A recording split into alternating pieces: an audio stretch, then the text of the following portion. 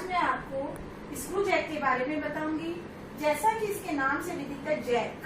Jack क्या होता है, जब कभी भी हम कोई भी टू व्हीलर फोर व्हीलर चलाते हैं तो उसका टायर पंचर हो जाता है, तो उसको बदलने के लिए जिस इंस्ट्रूमेंट को हम यूज करते हैं उसे जैक कहते हैं। जैक जो है वो दो तरह के होते हैं, साधारण स्क्रू जैक और व्यासांतरी स्क्रू जैक। स्क्रू जैक भी एक मशीन ही है।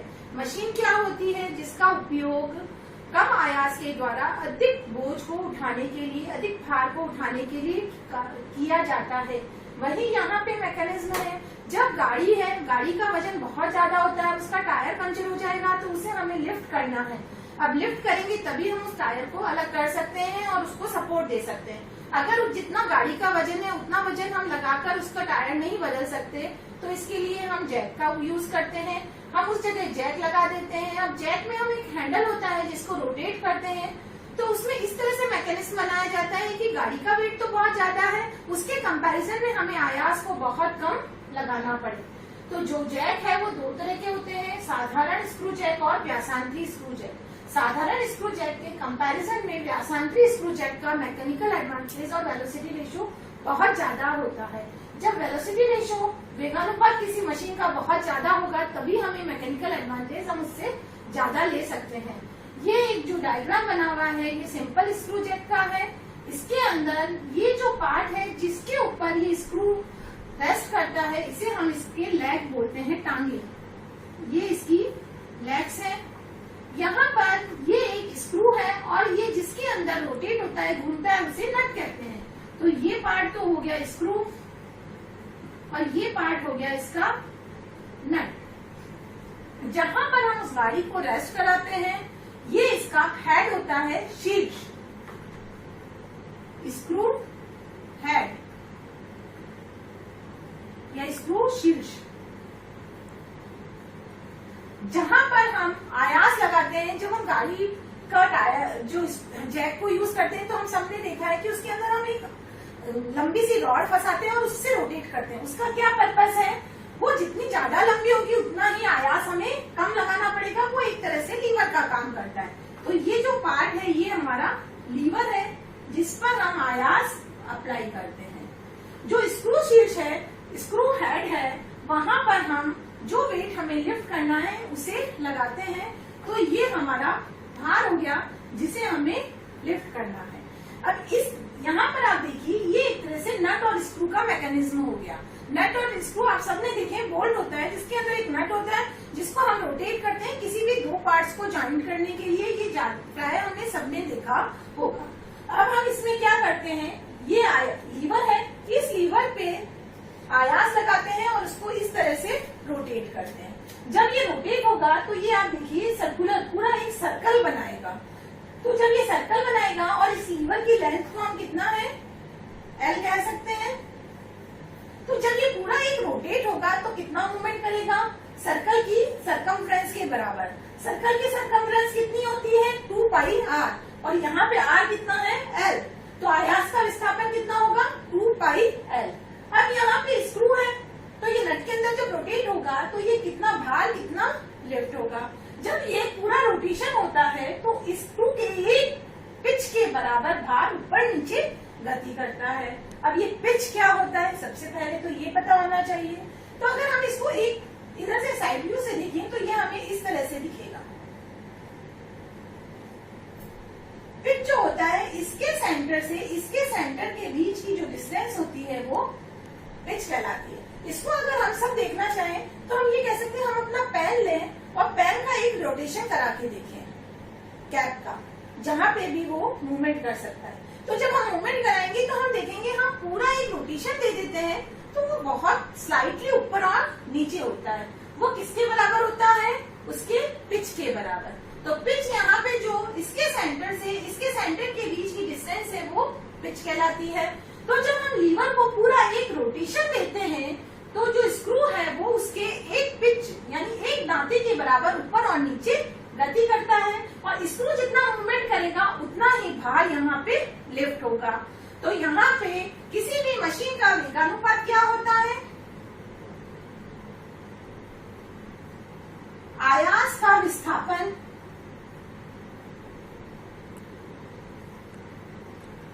अपॉन भार का विस्थापन। अब आयास हमने कहाँ लगाया? इस हैंडल पर। तो इसको जब हम रोटेट करेंगे तो ये कितना मूवमेंट करेगा? 2 पाई एल। और भार का विस्थापन, जब ये आयास पूरा एक रोटेशन कवर करता है तो स्क्रू कितना मूवमेंट करता है? एक पिच ऊपर और नीचे गति करता है। तो इस कितना मूवमेंट होगा भार का? इसके पिच के बराबर, जो कितना है? Small P. तो यहाँ पे इसका वेलोसिटी रेशियो कितना हुआ? 2 पाई एल अपॉन पी। तो सिंपल स्क्रू जो है, जैक जो है, उसका वेगानुपात क्या होता है? 2 पाई एल अपॉन पी। किसी भी मशीन का अगर हमें वेगानुपात पता चल जाए तो हम उसका मैकेनिकल एडवांटेज निकाल सकते हैं। मैकेनिकल एडवांटेज किसके बराबर होता है? भार अपॉन आयास। तो मैकेनिकल एडवांटेज कितना होगा? W upon P। जब हमें मैकेनिकल एडवांटेज और वेलोसिटी रेशियो दोनों पता चल गए तो हम उसकी दक्षता निकाल सकते हैं। Mechanical advantage upon velocity ratio into 100। यहाँ पे मैकेनिकल एडवांटेज तो भार के साथ वेरी होता रहता है, लेकिन किसी भी मशीन का वेगानुपात फिक्स होता है, वो उसकी खुद की प्रॉपर्टी होता है। इसलिए हमें हर मशीन का वेगानुपात पता होना चाहिए और हर मशीन का वेगानुपात अलग अलग होता है। नेक्स्ट है व्यासांतरी स्क्रू जेट। व्यासांतरी नाम से हमें पता चल रहा है व्यास में अंतर। यहाँ पे व्यास में अंतर क्या होगा? दोनों के डायमीटर में जब हमने अंतर कर दिया है तो दोनों के पिच अलग अलग हो जाएंगे। यहाँ पे 2 स्क्रू हो गए, एक तो ये हो गया बी स्क्रू और ये हो गया एस स्क्रू। अब यहाँ पे ये भी जैसे पुराने में हमने बताया था पहले, ये भी स्क्रू के क्या है? लेग्स। तो इसको हम कह देते हैं लेग्स। ये बी स्क्रू है। बी स्क्रू का साइज एस स्क्रू के साइज के कंपैरिजन में बड़ा होता है। इसके अंदर और बाहर दोनों तरफ से थ्रेडेड होता है, यानी अंदर भी चूड़ियां हैं और बाहर भी चूड़ियां हैं। ये होलो होता है। इसके अंदर ये जो एस स्क्रू है वो ऊपर और नीचे गति करता है। इस स्क्रू बी से ये लीवर कनेक्टेड है। ये इसकी सेंटर लाइन हो गई। यहां से इसकी लेंथ हैंडल की एल। ये क्या है? लीवर। लीवर के एक सिरे पर हम क्या अप्लाई करते हैं? आयास, जिसे हम क्या कहते हैं? पी। ये क्या है? स्क्रू शीर्ष।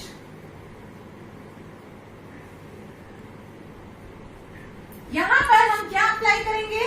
वेट W, जिसे हमें लिफ्ट करना है। यहाँ पे जब बी स्क्रू के अंदर और बाहर दोनों तरफ से थ्रेडेड होते हैं, ये लेग्स है। ये लेग्स का ये वाला पार्ट यहाँ पे नट होता है। बी स्क्रू के लिए ये पार्ट नट का काम करता है। जब हम इस लीवर को रोटेट करते हैं तो बी स्क्रू रोटेट होता है। क्योंकि जब बी स्क्रू रोटेट होता है तो एस स्क्रू जो है वो इस तरह से बनाया जाता है। ये बी स्क्रू के अंदर अप एंड डाउन मूवमेंट करता है, ऊपर और नीचे गति करता है, ये घूमता नहीं है। दोनों के पिच में अंतर होने के कारण जब बी स्क्रू ऊपर जाता है तो एस स्क्रू नीचे गति करता है, और जब एस स्क्रू इस तरह से ये जो वेट है W ऊपर और नीचे लिफ्ट होता है, दोनों का मूवमेंट एक दूसरे के अपोजिट डायरेक्शन में होता है। अब यहाँ पर अगर हम देखें तो B और S स्क्रू जो है वो क्या होगा? आप देखें B जो स्क्रू है उसका अंदर का पार्ट S स्क्रू के लिए नट का काम करता है। जब ये दोनों की गति होगी तो इसका जो लोड है वो कितना मूवमेंट करेगा? दोनों के पिच के डिफरेंस के बराबर। यहाँ पे इसका पिच कितना होगा? Small pb। और S स्क्रू का पिच कितना होगा? ps। जो भार है वो दोनों के पिच के अंतर के बराबर ऊपर और नीचे गति करता है। तो वेलोसिटी रेशियो किसी भी मशीन का क्या होता है? आयास का विस्थापन अपॉन भार का विस्थापन। जैसे कि मैंने पहले भी आपको बताया था, इस लीवर को रोटेट करेंगे तो ये कैसे रोटेट होगा? सर्कुलर में एक पूरा सर्कल बनाएगा। अब यहाँ पे L क्या है? सर्कल की रेडियस के बराबर है। तो एक पूरे रोटेशन के अंदर ये कितनी इसकी सर्कमफ्रेंस, सर्कल की सर्कमफ्रेंस के बराबर चलेगा? सर्कल की सर्कमफ्रेंस कितनी होती है, परिधि 2 पाई r। r यहाँ पे किसके बराबर है, l के बराबर, तो आयास का विस्थापन कितना होगा, 2 पाई l। अब यहाँ पे जब हम रोटेट करते हैं तो बी स्क्रू जो है वो रोटेट होता है, लेकिन एस स्क्रू इसमें ऊपर और नीचे गति करता है। इन दोनों का मूवमेंट इस तरह से बनाया जाता है कि जो इसके ऊपर भार रखा हुआ है वो दोनों के पिच के अंतर के बराबर गति करता है। तो इसका स्क्रू का पिच कितना है, पीबी, और इस एस स्क्रू का पिच कितना है, पीएस। तो भार कितना मूवमेंट करेगा, पीबी माइनस पीएस।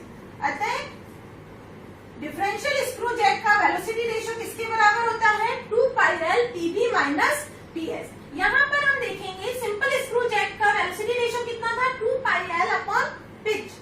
यहाँ पे इन दोनों के डिफरेंस के बराबर वेलोसिटी रेशियो है, तो यहाँ पे आप देखिए डिवीजन पे है पीबी माइनस पीएस, इसलिए यहाँ पे हमें सिंपल स्क्रू जैक के कंपैरिजन में ज्यादा वेलोसिटी रेशियो मिलेगा। क्योंकि जब कभी हमें बड़े बड़े ट्रक्स वगैरह का टायर बदलना होता है तो उसके लिए हमें ज्यादा वेलोसिटी रेशियो की जरूरत होती है, जिसे हम कहते हैं हंटर जैक। तो वो हंटर जैक क्या है, डिफरेंशियल स्क्रू जैक है। यहाँ पे अब हमें वेलोसिटी रेशियो पता चल गया, अब हमें निकालना है मैकेनिकल एडवांटेज। किसके बराबर होता है, डब्ल्यू अपॉन पी। जितना वेट हमने लिफ्ट किया है और जितना आयास उसके लिए हमने लगाया है। और एफिशिएंसी दक्षता किसके बराबर होगी, MA अपॉन VR इंटू 100। तो हम यहाँ पर देखते हैं कि स्क्रू जैक की सहायता से हम कितने काफी बड़े बोझ को काफी कम आयास की सहायता से आसानी से उठा सकते हैं। पर स्क्रू जैक पर एक न्यूमेरिकल प्रॉब्लम सॉल्व करेंगे। इसमें हमें दिया गया है एक साधारण स्क्रू जैक के आयास चक्र की परिधि 60 सेंटीमीटर तथा चूड़ी अंतराल 0.5 सेंटीमीटर हो तो वेगानुपात ज्ञात करो। और यदि 6 किलो न्यूटन तथा 1 किलो न्यूटन के भार क्रमशः 275 न्यूटन व 145 न्यूटन के आयासों की सहायता से उठाए जाते हैं तो यंत्र की अधिकतम दक्षता व अधिकतम यांत्रिक लाभ ज्ञात कीजिए। यहाँ पे हम सबसे पहले इस न्यूमेरिकल में देख लेते हैं हमें क्या क्या दिया हुआ है। तो सॉल्यूशन में फर्स्ट हमें दिया हुआ है आयास चक्र की परिधि, परिधि यानी 2 पाई एल कितना दिया हुआ है, 60 सेंटीमीटर। नेक्स्ट चूड़ी अंतराल, चूड़ी अंतराल को हम क्या कहते हैं, पिच कितना दिया हुआ है, 0.5 सेंटीमीटर। हाँ, उससे हमें वेगानुपात ज्ञात करना है। नेक्स्ट हमें दिया है 6 किलो न्यूटन व 1 किलो न्यूटन के भार, यानी कि W1 और W2 कितना है, 6 किलो न्यूटन और 1 किलो न्यूटन। कितने आयास की सहायता से उठाए जाते हैं, P1 कितना है 275 न्यूटन और P2 कितना है 145 न्यूटन। यहाँ पे आप सबसे पहले तो देखिए ये किलो न्यूटन में है और ये न्यूटन में है। किसी भी प्रॉब्लम को सॉल्व करने से पहले उन सबकी यूनिट एक जैसी होनी चाहिए। तो 6 किलो न्यूटन का मतलब 6000 न्यूटन और 1 किलो न्यूटन का मतलब 1000 न्यूटन, क्योंकि 1 किलो न्यूटन में कितने न्यूटन होते हैं, 1000। अब यहाँ पर सबसे पहले हमें ज्ञात करना है वेगानुपात, velocity ratio. Velocity ratio simple screw jack का किसके बराबर होता है, 2 पाई एल अपॉन पिच। यहाँ पे हम कभी थोड़ा कंफ्यूजन ये हो सकता है कि हमें एल दिया हुआ है क्या, पर यहाँ पे आप देखिए क्लियर लिखा है आयास चक्र की परिधि, इसलिए हमें डायरेक्ट सर्कमफ्रेंस दी हुई है परिधि। तो 2 पाई एल कितना है 60 और पिच कितना है 0.5। तो इससे वेलोसिटी रेशियो कितना आएगा 120। और वेलोसिटी रेशियो कैसी क्वांटिटी है, एक यूनिटलेस क्वांटिटी है जिसकी कोई इकाई नहीं होती। अब हमें सबसे पहले इसका वेगानुपात पता चल चुका है। नेक्स्ट हमें निकालना है उठाए गए अधिकतम दक्षता व अधिकतम यांत्रिक लाभ। अधिकतम दक्षता व अधिकतम यांत्रिक लाभ ज्ञात करने के लिए हमें दोनों कांस्टेंट जो मशीन के नियम में है उसे पता चलेगा, तभी हम किसी मशीन की अधिकतम दक्षता और अधिकतम यांत्रिक लाभ निकाल सकते हैं।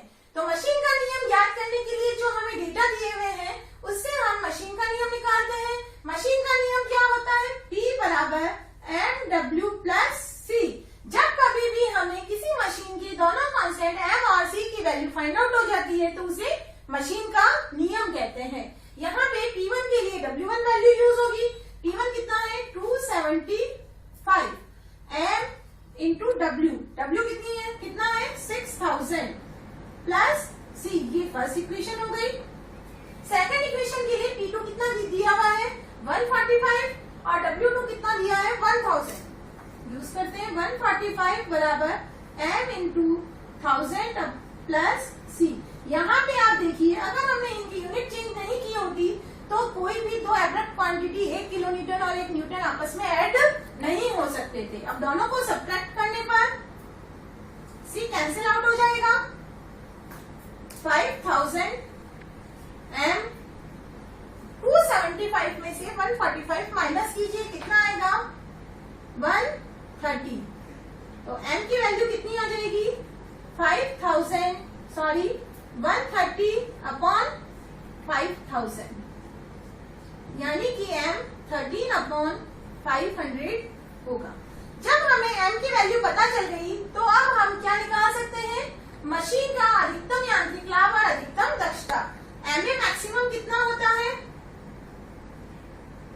1 अपॉन M, यहाँ पे M आ गया है तो 1 अपॉन 13 अपॉन 500, यानी अधिकतम यांत्रिक लाभ कितना हो गया 500 अपॉन 30। चूंकि मैकेनिकल एडवांटेज भी कैसी क्वांटिटी है, एक यूनिटलेस क्वांटिटी है, इसलिए इसकी भी कोई इकाई नहीं होगी। नेक्स्ट हमें निकालना है अधिकतम दक्षता। ईटा मैक्सिमम क्या होता है 1 अपॉन M इंटू VR। अगर हम प्रतिशत की बात कर रहे हैं तो मल्टीप्लाई बाय 100। वेलोसिटी रेशियो हम फाइंड आउट कर चुके हैं, M हम फाइंड आउट कर चुके हैं, इसलिए हम ईटा मैक्सिमम भी निकाल सकते हैं। ईटा मैक्स बराबर 1 अपॉन M की वैल्यू हम कितना रख दें 13 अपॉन 500। वेलोसिटी रेशियो हमने कितना दिया निकाल चुके हैं 120 इंटू 100। तो यहाँ पे हमें क्या मिल जाएगा ईटा मैक्सिमम, ये ऊपर चला जाएगा 500 अपॉन 13 इंटू 120 इंटू 100। इसको सॉल्व करके हम अधिकतम दक्षता फाइंड आउट कर सकते हैं। तो जब कभी भी हमें अधिकतम दक्षता अधिकतम यांत्रिक लाभ ज्ञात करना हो तो हमें M की वैल्यू फाइंड आउट होना जरूरी है। जब हमें M पता चल जाएगा तो हम उस मशीन की अधिकतम दक्षता या अधिकतम यांत्रिक लाभ निकाल सकते हैं। तो कभी भी किसी भी मशीन के लिए अधिकतम दक्षता यांत्रिक लाभ निकालने के लिए मशीन के नियम का ज्ञात होना जरूरी है। और हर मशीन का वेगानुपात फिक्स होता है और उसका फॉर्मूला फिक्स होता है। वो फॉर्मूला हमें पहले से पता है, उसको यूज करते हुए हम मशीन का वेगानुपात ज्ञात कर लेंगे। Thank you.